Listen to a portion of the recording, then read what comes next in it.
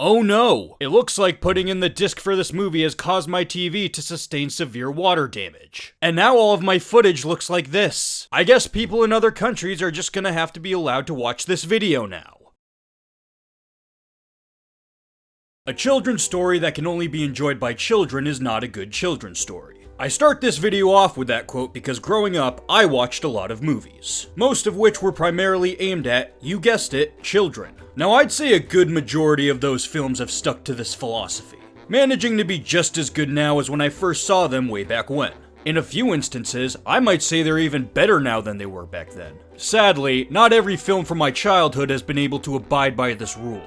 If they're lucky, they usually just end up being mediocre. Not good, but certainly not horrible. You could maybe understand why you originally liked them. But then there are those films that spit in the face of every preconceived notion you thought they were good. Ones that make you think to yourself, by God, how could I have ever liked this? The worst part about it is that you suddenly have to second guess whether or not you have good taste. Like there's something seriously wrong with your mental state for liking it in the first place. That is what happened to me when I first revisited the movie Shark Tale. When I was younger, I loved this movie. Sure, I didn't really think too much about the story and characters, which were probably important, but who cares about that when you can just listen to Ziggy Marley go? Because every little thing is gonna be alright when you're being evicted. I drifted away from it when I was entering those double digits, but I never forgot the fun I had watching it. Which is why it caught me off guard when I discovered that the film had a reputation. Shark Tale is an animated atrocity. Shark Tale is a cinematic disaster. Will Smith as a fish is fucking disgusting. Wait a minute, do people hate this movie? But it was so good. Surely everyone is just overreacting. Why, I bet if I rewatch it now, it'll be just as good this time as it was. It's bad. Like, there's no denying it. It's terrible. Still though, that doesn't change the fact that I used to think it was great. It's for that reason I make this video. To make up for my past mistakes and face this film as the disaster it truly is. That and the disc was like $2 at the thrift store. The film opens in the underwater city of the Southside Reef, and right off the bat, this is one of the worst opening scenes in movie history. The whole sequence is dedicated to showing off this lame underwater world while bombarding you with bad fish jokes. I mean it, every lame fish-related joke you've ever heard is on full display here. Like literally, just look at what's on some of these billboards. Most of them don't even really make sense when you think about them. There's a clam that pawns one of his pearls only to be told it's fake, but the clam is still real, so what, is he just lying or does this guy suck at his job? There's also a news report on a lady who has like 100 kids because she's a fish, I guess? Even though most fish lay tons of eggs, so this shouldn't even be newsworthy in a city full of fish. Oh, and let's not forget the infamous Walk of Fame sea stars. Like, these could have just been regular plaques on the ground with pun celebrity names, but no. There are starfish whose job it is to just lay there yelling those names out. Who the hell would hire someone to do that? You know what's funny? Not these jokes. I'd say the humor in this movie lands pretty well half the time. Not most of the time, mind you, but some of these lines did actually manage to get a good chuckle out of me. Whoa, sorry. She seems so nice on TV. Anchovies, meatballs, mushrooms. Luca! Oh, hi, boss. What are you doing working in a pizza joint? May his stinking, maggot-covered corpse rot in the fiery depths of hell. Thank you for your kind thoughts, Giuseppe. I mean, hell, there is actually one good joke in this opening of a fish who runs a failing sushi restaurant. I don't know if it's because of how bad all these other jokes are in comparison or that this one really is just that funny, but this sudden cut to silence paired with his pissed off face is the opening's one saving grace. Actually, now that I'm rewatching this movie, it's kind of taken on a whole new meaning because of this Fish King billboard. I mean, I doubt this was the intent, but it being included kind of suggests that cannibalism is just a normal thing in this universe. Which means this guy's problem isn't that he's serving fish to fish, but that his food just sucks. Again though, this is just one joke in a barrage of so many bad ones. Even if this opening sequence doesn't necessarily reflect the movie's overall sense of humor, it sure doesn't give you any indication it'll be good. Now on top of the humor, I also don't like the setting that's introduced here. Technically this is more a problem with the movie overall, but we get our first good look at it here. This is the appropriate time to bring it up. Southside Reef is a regular modern day city that just happens to have fish swimming around.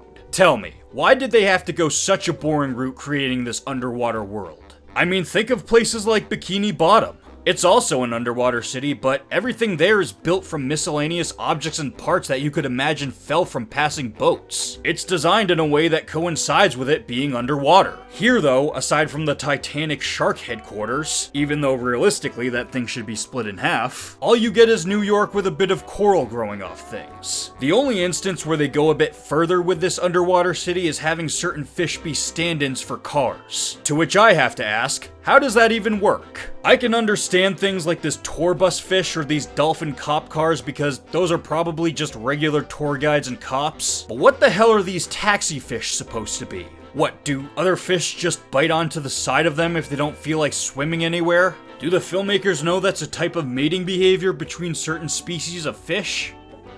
Are they hookers? There's also these lobster trains. No, this isn't just a sidewalk for creatures that can't swim. They're train tracks. These lobsters are trains, with graffiti and all. I don't want to know how they dump their cargo. Now I just know there's gonna be people in the comments being like, so fish car stand-ins are stupid, but surfing penguins are fine? Why do they get a free pass? Well, that movie was a documentary. Like, I don't know what to tell you. Surfing penguins are just a real thing. At this point, I'm just dwelling on this. All you need to know is that this opening is stupid. Moving on, we hear talk of the shark mafia that threatens the reef, and how they're desperate for someone to save them. We then cut to our main character, Oscar, who— Jesus Christ! Actually, you know what? No, I'm not gonna play into that. Something this movie gets flack for are the uncanny fish designs. Hence the Will Smith as a fish is fucking disgusting quote. But honestly, these designs never really bothered me. Like, don't get me wrong, they all look bizarre as hell, but I actually find them more funny looking than ugly. There are so many weird faces you can pause on that probably got more laughs out of me than most of this movie's actual attempts at jokes. Anyway, Oscar. I think you could boil the hate this film gets down to this one character. This fish has to be one of the worst pro-tags in film history. I won't go into full detail just yet, you'll see what I'm talking about in due time. But just know that this guy is a complete asshole. Now, if you've seen this film, you might be thinking, well, yeah, genius, that's the point. He's a manipulative liar who swindles his way into fame and fortune. This is supposed to lead to his revelation that he's a bad person doing bad things. And while something like this isn't the most unheard of thing in fiction, the way it's executed here is just horrible. Again, without going into too much detail, his bad deeds severely offset his eventual redemption. And it especially doesn't help that said redemption is so weak and inconsequential. He's also kind of annoying, I guess. I mean, he's usually tolerable if you can stomach the Will Smith saying, "Aw, that's hot" meme on repeat, but there are times when— That shark slayer's crazy, man. He beat me senseless. Anyway, Oscar works as a tongue scrubber at a whale wash, which, credit where credit's due, is probably the one instance they came up with a decent idea for this underwater setting. The whale wash is owned by a pufferfish named Sykes, who might be my favorite character purely for the fact that I think it's funny Martin Scorsese said yes to this. There's coral, there's rocks, there's whale poo, and then there's you. Sykes happens to be in bad water— I genuinely didn't mean to make that pun— with the dawn of the shark mafia. He has debts to pay and, what luck, Oscar owes him money. Money he needs to get to Sykes in less than 24 hours if he doesn't want to answer to his jellyfish lackeys. Oscar is berated later that night by his friend Angie after hearing he left stacks of IOUs on his boss's desk. Kind of unrelatedly, he goes on to talk about his dad, who was also a tongue scrubber and was looked down on because of it. And now Oscar finds himself in the same boat. To put it simply, he's a nobody, and he wants to be a somebody. I find it hard to sympathize with Oscar here for two reasons. One, he's not really a nobody. Like, we've seen people get along with him before now. They might rip on him a bit, but they do seem to enjoy his company. I mean, I don't know why, but they do. Second, Oscar says he wants to be a somebody, except he doesn't actually aspire to be anything.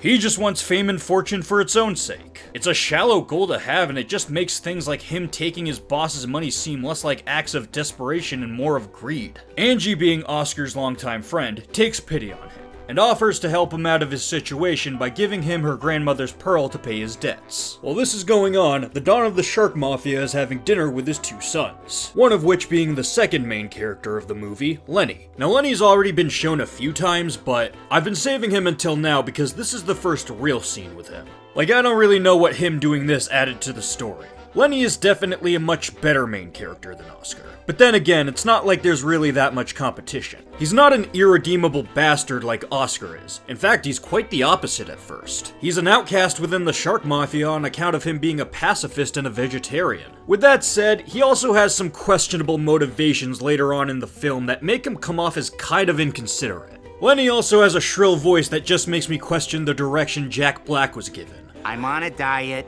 and I read an article about these shrimps. They're not good for you, I'll tell you. You know how many calories are in one of those shrimps? It can be grating, but I'll still take it over. Anyway, Lenny has an outburst after this shrimp gives a sob story about his dead family or something, and his dad finally has enough of his antics. He tells his other son Frankie to take Lenny out and show him how to be a proper shark. What were they doing earlier then? The next day, Oscar pawns Angie's pearl and arrives at the seahorse tracks to pay off Sykes. Considering how being reckless with money got him in this situation to begin with, surely he'll be careful not to be reckless with it this time. Well, of course, and by that I mean he bets the money on one of the seahorses after overhearing some random fish say the race is rigged. You know, despite his weak first impression, I honestly didn't hate Oscar before now. Even though there wasn't a lot, I could still see a bit of sympathy there considering the shitty life he lives. I'll even say I kind of liked this idea of him turning over a new leaf after his actions finally caught up with him. But that's not how it went. He knows he screwed up taking his boss's money, and yet even when he's lucky enough for someone to come to his aid simply out of the kindness of their heart, all he can think to do is keep his asshole streak going. Like, Jesus Christ, this is awful. They better have something good planned out for this guy if they expect me to overlook this. Spoiler alert, they don't. Oh yeah, they also introduce Lola in this scene. I hate her just as much as Oscar, but not really for the same reasons. Everything you need to know about her is all conveyed in this one scene introducing her. She's a generic femme fatale who only exists to get reaction out of the other characters as she leeches off of Oscar's later success. There is no personality beyond that to where she just becomes a plot device. Not long after she's introduced, Sykes shows back up. Unsurprisingly, he isn't happy to hear that Oscar blew all the money on the race. And what do you know, his seahorse loses. The hell were these guys talking about then? Sykes has him tied up and taken to the middle of the ocean to be tortured by his jellyfish. And let me tell you, after what he just pulled, he's getting off easy here. His captors quickly book it though when the Dawn's sons show up for Lenny's first official kill. As you probably guessed, he doesn't go through with it. In fact, he actually tries faking it while his brother isn't looking. Little does he know, Oscar is an idiot. What did I tell you? Frankie takes matters into his own hands and gives chase to Oscar, when out of nowhere, an anchor drops on him, killing him. Lenny mourns and swims away in despair, leaving Oscar to annoyingly punch at nothing over his brother's corpse. The jellyfish show back up and ask him if he killed the shark, for some reason oblivious to the giant anchor that wasn't there before. Upon being asked this, Oscar gets the idea to fabricate a story about how he beat and slayed the shark. He spreads this story to the masses and somehow they believe him? In fact, no, they don't just believe him, they lavish him with praise, give him brand deals, set him up with a penthouse. Oscar becomes an overnight celebrity because of this obviously fake story, and all anyone has to go off of are these two dumbass jellyfish who couldn't be bothered to look to the left. I think what makes this worse is that him being this fake shark-killing hero is the whole premise of the movie. They flat out just ruined what this film is supposed to be about by having things unfold this way. This all could have been so easily avoided too. Full disclosure, I'm not the one to come up with this, that credit goes to Shafe. But one of the major plot points in this movie is Oscar and Lenny teaming up to further sell people on the facade by staging Lenny's death at Oscar's hands. If they teamed up earlier in the film and came up with that plan before now, then I could totally believe Oscar rising to the top like this. Even if that was how it went though, I probably still wouldn't like it. After what he pulled with the pearl and even just the fact that he's lying to everyone, seeing him get lavished with fame and fortune is just so infuriating to watch. Alright, so Oscar is now a reef-wide celebrity known as the Shark Slayer.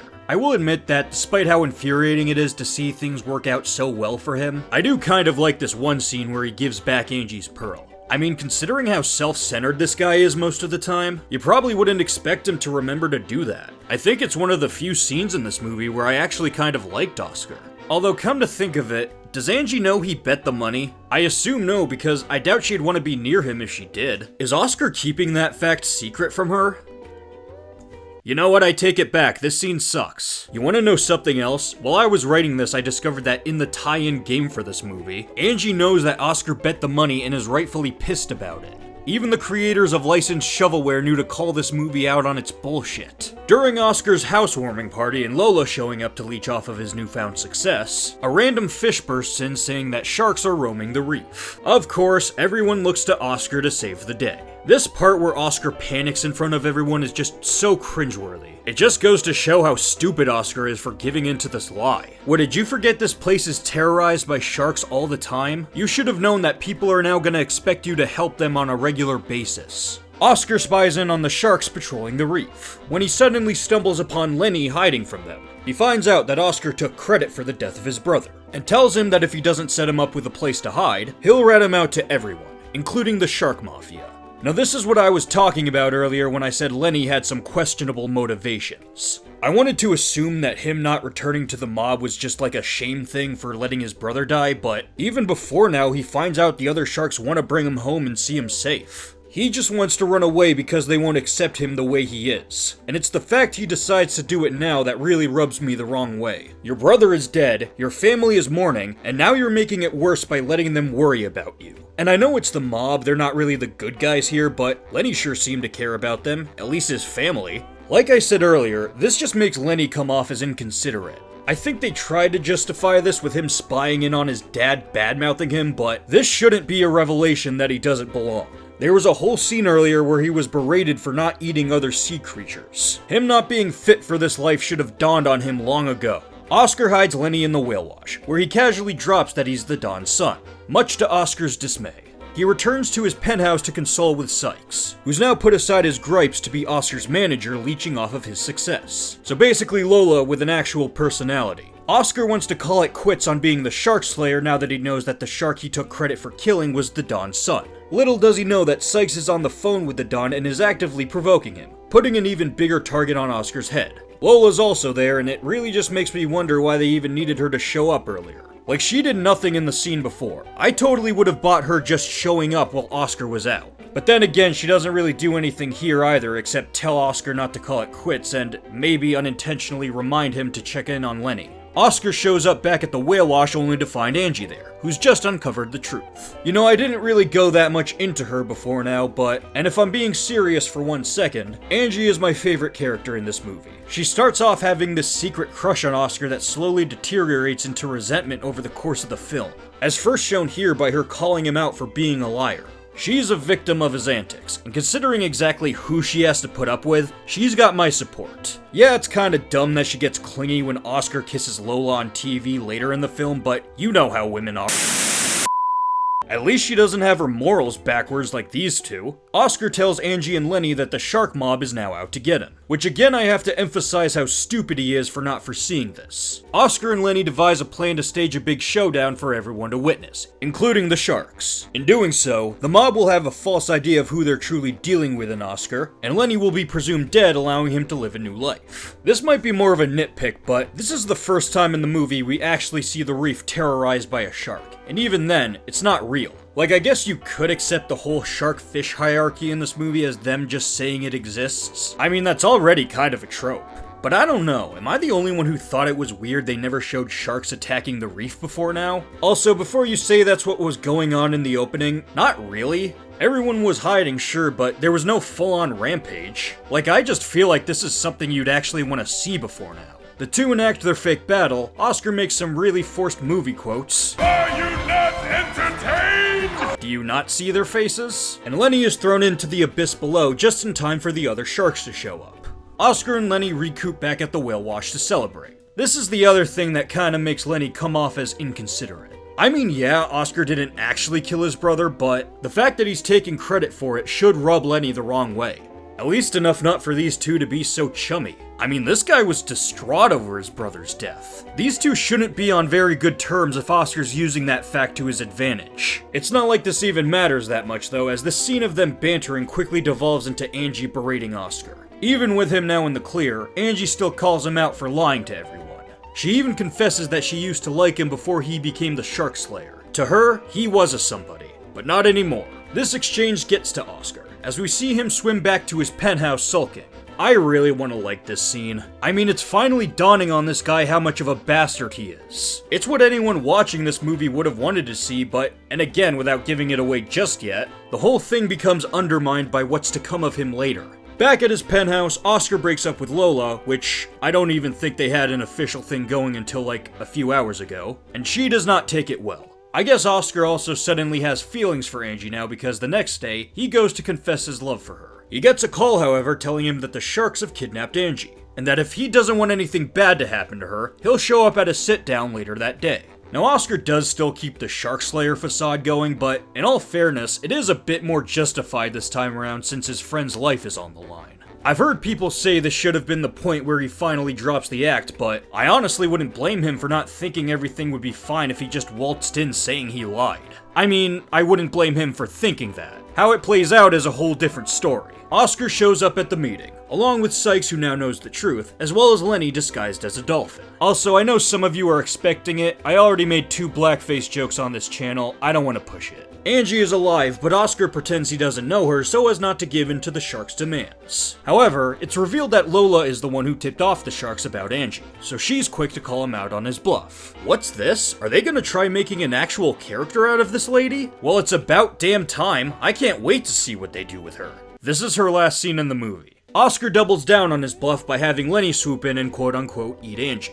Okay, so I know I said that him still keeping up the Shark Slayer appearance is kind of justified here, but he still should have dropped the need to be an asshole about it. I mean, at this point, his only reason to keep up the facade is to save Angie. And yet, as soon as Lenny scoops her up, he goes on a boastful, ego-stroking rant towards the Sharks. Even though his own self-gratification should mean nothing to him by now. He also doesn't stop to consider that Lenny, the vegetarian, the guy who told Oscar he was going to throw up after accidentally eating him earlier in the film, is holding Angie hostage in his mouth. Buddy, you need to leave right now. What do you think is gonna happen if you keep bad-mouthing the Sharks? So yeah, Lenny throws up and outs himself to his father, who for some reason was fooled by that disguise. You know, I also haven't actually talked much about the Don, and with this film nearing the end, I might as well give some quick thoughts on him. The Don is definitely one of the better characters in this movie. He's surprisingly three-dimensional when you consider the movie's overall quality. I mean, it's not that deep, but with a film like this, you'd probably expect him to go the easy route and make him nothing but a generic big bad. He's not a good guy by any means. I mean, he leads an organization that constantly terrorizes an entire city, but he does have an interesting dynamic with his family, especially Lenny. I like that he thinks there's something wrong with his son, but at no point wants to just cut him off. This is no better exemplified by him reuniting with Lenny,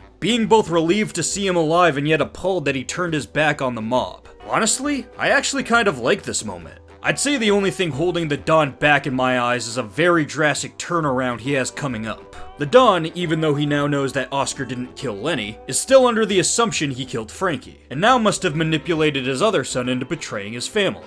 He gives chase to Oscar, with Lenny following suit trying to stop them.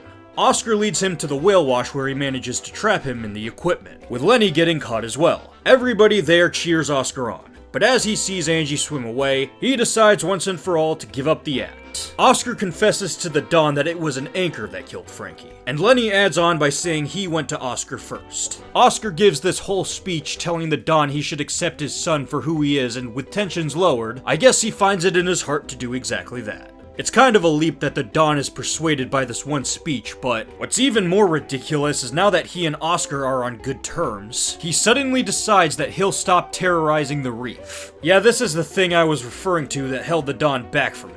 Not even for the fact that he's just gonna ignore the food chain from now on. I mean, I don't expect a movie with talking fish to be that realistic, but the fact he's gonna give up being a tyrant just because one fish got on his good side is just such a drastic shift for him. Like, he doesn't even take the time to consider it, he just accepts it instantly. This outcome, however, pales in comparison to what happens next. It's Oscar's big moment that I've been alluding to throughout the video. After he confesses the truth, does Oscar face any backlash? Does he suffer any consequences or make up for his wrongdoings in any way? Hell no.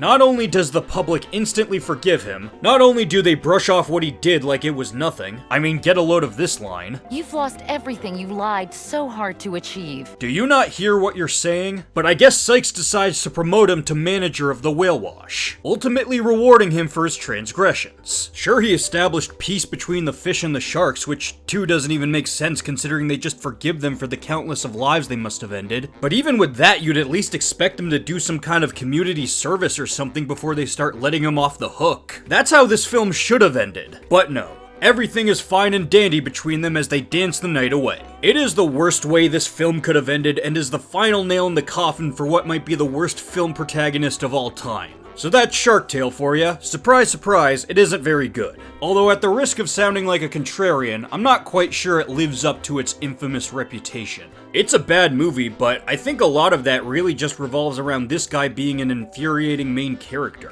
Outside of that though, well, it is still kind of a mess. It's not really infuriating as much as it is facepalm stupid. Also, depending on who you ask, I can definitely see said stupidity making this one of those entertainingly bad movies. This is a film that, as terrible as it is, has a genuine passion behind it. And the fact they were so confident in something so ridiculous makes their fuck up kinda funny to me. Stuff like those starfish I mentioned, while not funny in their own right, I still can't help but laugh at because of how desperate the writers must have been to come up with that joke. Personally, the few quality elements of the film make it hard for me to truly accept it as so bad it's good, but that's just me. For anyone else though, I think that quote I opened the video with can maybe still apply. This movie can very much be enjoyed by people other than children, even if it is for wildly different reasons than simple entertainment. I doubt everyone is going to see it that way, and you know what, I wouldn't blame them, but whether or not you see this as entertainingly bad or just unwatchable, I think we can all still agree that Oscar sucks.